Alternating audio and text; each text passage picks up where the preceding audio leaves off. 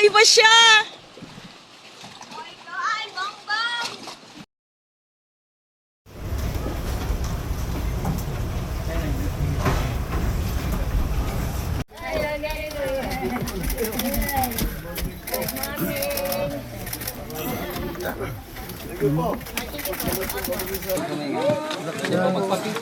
Hello po.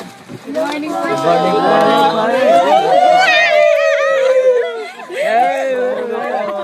Hello po.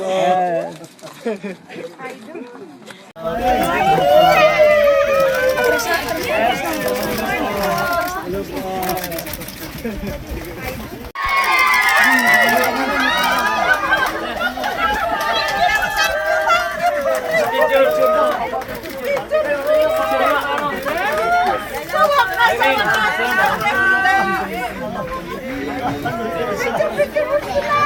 Ay, nakasama ko.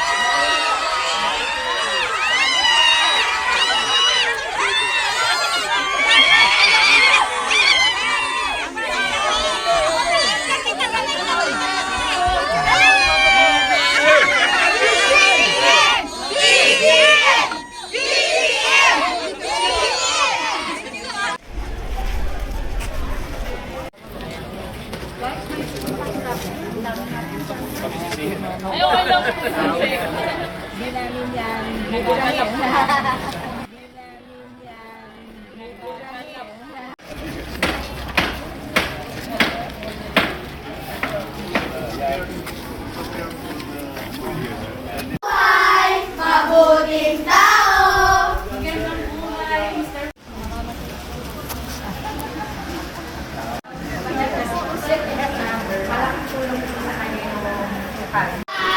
Mabuting tao po.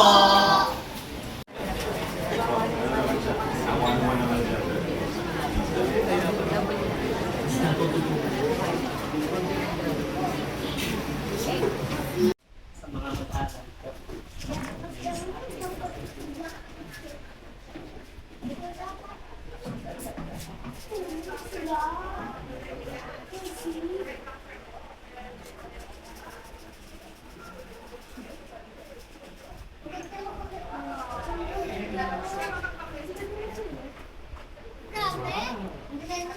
Basahin niyo naman yan.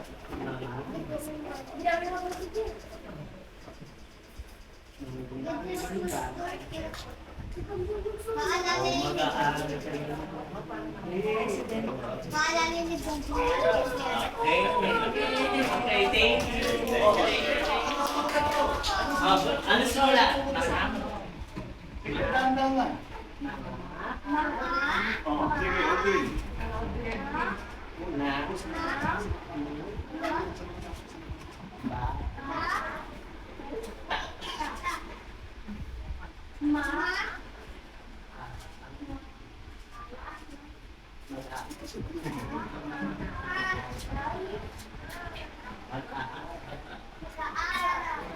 Mag-aral.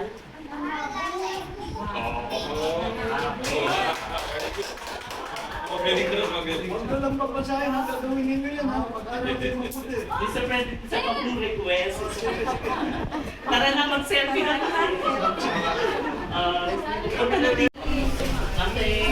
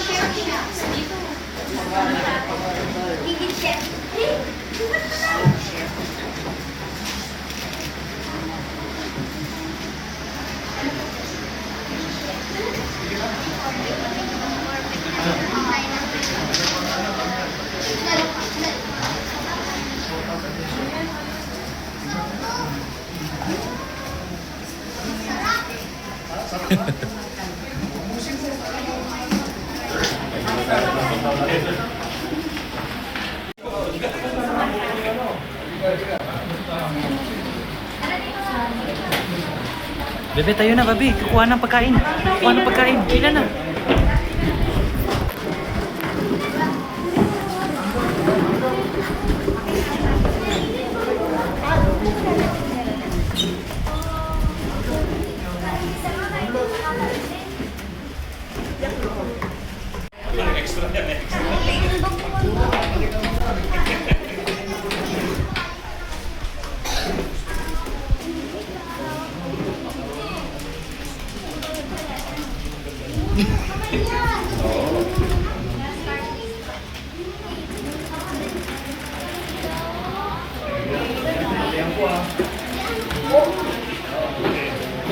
Muna yung pagsakay mo sa bangka. First time mo pumunta sa isang island school? Marami na. First time as president. As president.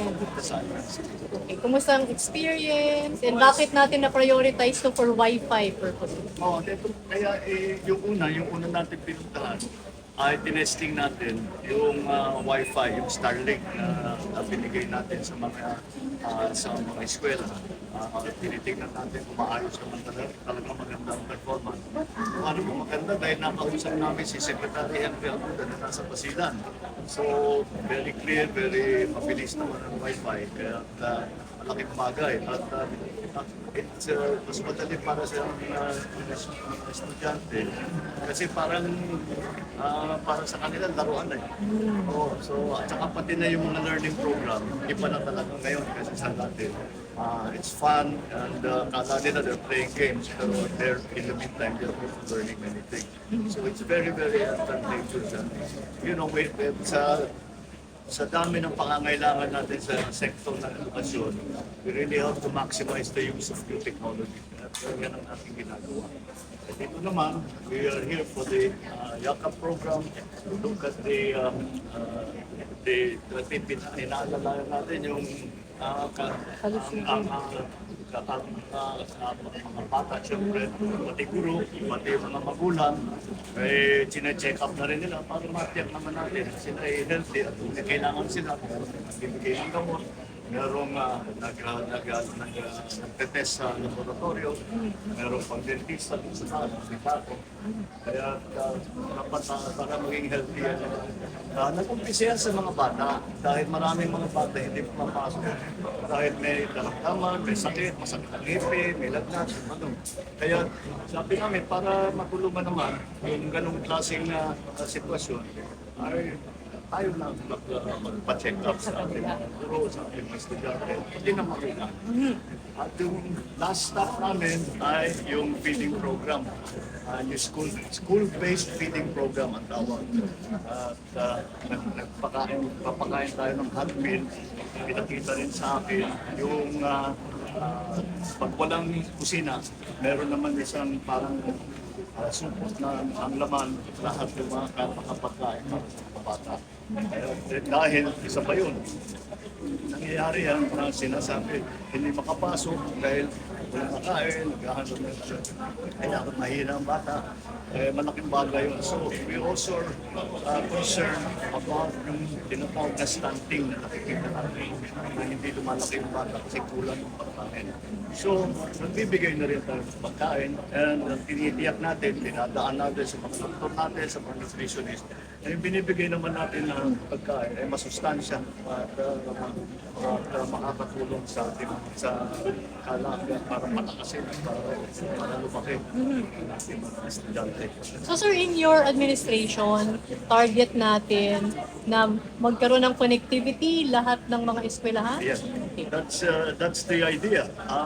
And yung target natin for now, kasi marami tayong hinahabol, I think we have 100 and Out of the Bulacan, parang 170 to 180. Sa Basilan pala, sir. 170 to out of sa Masila, 180. nag-report si Also, secondary. secondary. Out of 189. 89 daw. Oh, naka Moving 170. Pero lahat ng target natin para sa new school year ay mabubuti. At mahalaga ang teknolohiya, di lamang sa mag-aaral, kundi pati sa guro. Oo, dahil siyempre mas maraming magagawa kapag may computer na, kapag may script na, at saka kapag may wifi na. Nakakapit na sa internet. At marami tayong nakukuha ng mga learning program na galing sa internet, yung pinipili natin. Ginagamit na lahat yan, ginagamit ang wifi, ginagamit ang screen, ginagamit yung mga computer, yung mga bata meron na sila noong tablet. May nakukuha tayo sa magandang group sa atin, NGO, mga kumpanya, at meron din galing sa internet. Anong mensahe natin, sir, sa mga guro? Doon muna tayo sa mga guro. Kaya asahan ninyo na sinusuportahan namin kayo dahil maliwanag para sa akin na para pagandahin ang education sector ng isang bansa, gaya ng Pilipinas, ay kailangan suportahan natin kaagad at talagang tuloy-tuloy ang suporta sa mga guro. Pagka hindi makapagturo, dahil maraming iniisip na iba, maraming inaalala na iba yung mga guro, hindi sila makaturo na mabuti. Kaya tinatanggal natin as much as possible yung kanilang mga inaalala para makapag-concentrate sila mabuti sa pag-guro. Pero mukha namang effective. Isa pa doon, yung ating program na yung ipinangako ko nung nakaranason na wala nang magre-retire na teacher 1. So, nag-promote tayo ng marami. At doon pa doon, naglipat tayo yung administrative kasi isa sa mga nagiging kahirapan para sa guro ay imbes na nagtuturo na ay nangyayari ay pupunta sila sa administration dahil maraming papeles kailangan ayusin. Kaya pinaghiwalay natin na mabuti. Yung mga gusto na magturo, sila magturo. Yung mga administrator, mag-administer sila para makapag-concentrate na sila sa kanilang trabaho. Mensahe natin, sir, sa mga mag-aaral, lalo-lalo na yung mga gustong magka-wifi, magka-gadget. Ay, sige, asahan ninyo lagi kami nandito na gagawin namin lahat para makuha ninyo lahat ng pangangailangan. Kaya gamitin nyo ng mabuti, mag-aral kayo ng mahusay at pakinggan nyo at sundan ninyo ang sasabihin sa iyo ng mga teacher ninyo. Yan kayong gagaling, yan kayong para panlabas puro kayo mga genius na. Sir, lastly, sir, statement lang na kaya tayo nagpupursige sa connectivity para hindi magpahuli ang ating edukasyon, ang mga kabataan in the world stage. Yes, simula talaga itong bagong mga programa na ito, pagpipigil agad kaya nakita natin ang mga resulta sa mga test score ng ating mga kabataan. Kahit sa high school lang, medyo mababa. Nag-aralan namin at ito'y sinasabi na maraming mga issue na kailangan ayusin yan, yung pagkain, yung health, at saka yan, yung mga equipment, computer, tablet,